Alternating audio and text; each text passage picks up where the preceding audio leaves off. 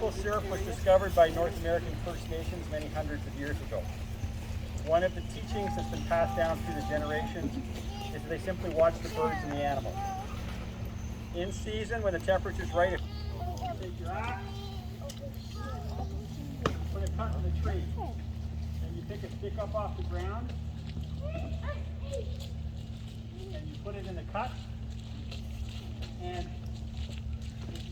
that sap will run down the stick. That's your birch bark bucket on the ground, and it runs into the bucket. They hollow out logs. Now this one is obviously done with a chainsaw, but there is an authentic, or what's left of an authentic native boiling log in the pancake house, much larger than this. It's been hollowed out with an axe.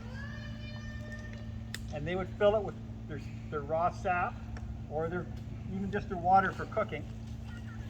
And then they dig into the fire for rocks. And no, they don't use a shovel. No, God, no. And you go back and forth with those rocks, and you will get this log boiling. We've had this log boiling. We had a few kids out here that could move the rocks back and forth fast enough. But you can get that log boiling. You can see how it's steaming from just that one rock. Now, actually, what the First Nations would use is antlers. That's how they would dig the rocks out and move them back and forth. Slowly erasing the sugar content. And eventually you get the sugar content high enough where you can boil them down to the maple syrup. They break their camp and move their camp, they can carry the sugar with them. It's much easier to carry. They're actually bent over and tied. They would move the saplings over and tie them. And when they moved their camp, they would cut the ties and the trees continued to live. It was always important then that the trees continued to live.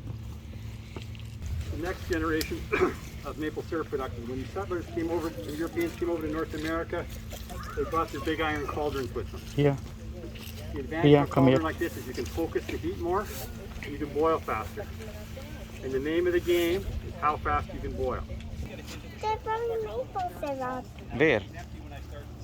Okay, I can see that. You can imagine, even if 1,400 taps, that's a lot of buckets every day. Imagine 100,000 buckets, it's just not practical. I see the drops, I don't see the syrup. Those are the drops. See from the back. You do like it. 1 inch blue line, regular wire tie.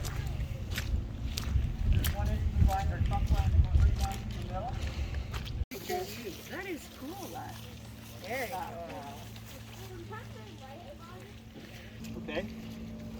If we put this black piece in the tree year after year, the research indicates you'll get less sap from that tap than if you put a fresh piece in every year. We'll discard this at the end of the season when we pull it out, and we'll start with fresh ones next year. You can see the sap being pulled through. Because we're running a vacuum pump, it doesn't matter whether we tap here, here, wherever we tap, it doesn't matter the height of this line. The pump will move it. It's called an extractor. It is plumbed into our vacuum pump, which is right over there. And there's 5 1-inch lines on this. So as we're boiling, you can see from that nice clear sap, we're already starting to turn a color. So this is called caramelization, and this is where the caramelization is what they call a color change. The sugar is getting higher, so therefore that's where the color is kind of coming from, and that's just a natural process of maple syrup. As you move towards the front of the pan, where it's where the firebox is, where it's getting hotter, you can see the color is turning a lot more darker.